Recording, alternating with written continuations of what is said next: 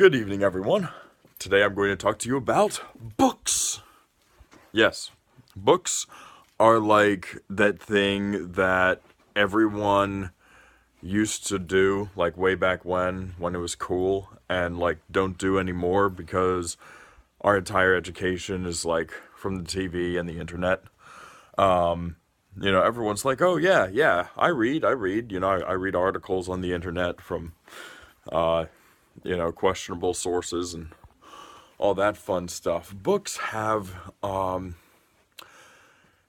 certain degree more of believability because they have to get through publishing, right? They have to get through some kind of review, which makes them slightly more valuable than something that we find on the internet. But even more than that, books change our worldview. They change they change the way we think about the world. It changes the way that we experience the world because it literally changes our brain chemistry. I'm not even kidding, right? Because we have to apply work. We have to apply ourselves to reading books. And anything that we apply ourselves to doing sticks better.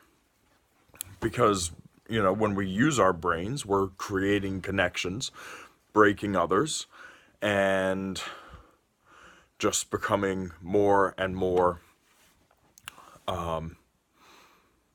connected, you could say.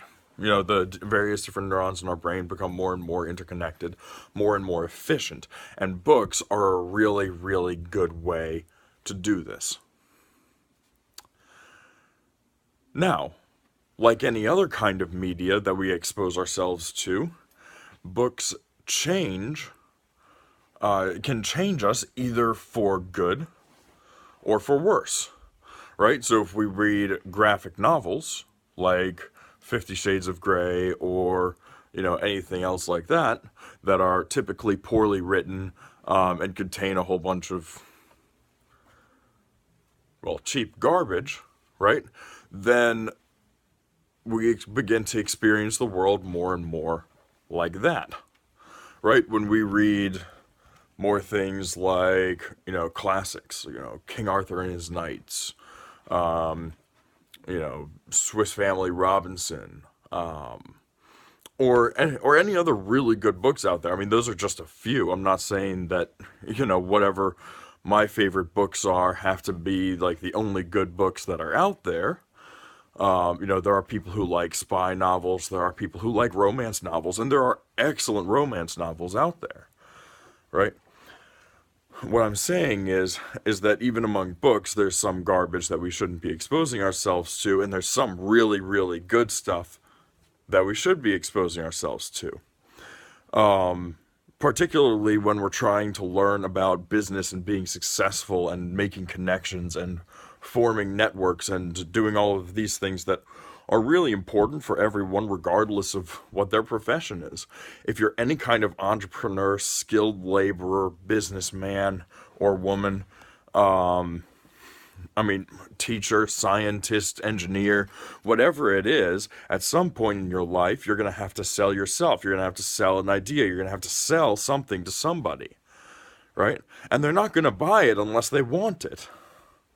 And unless it's framed in a way that lines up with a worldview that they already have.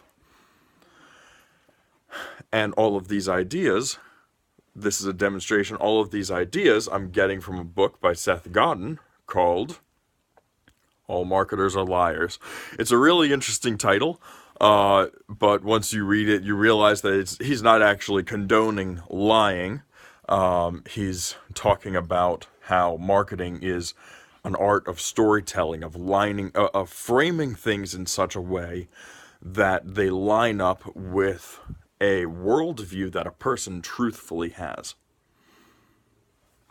Right. So anyway,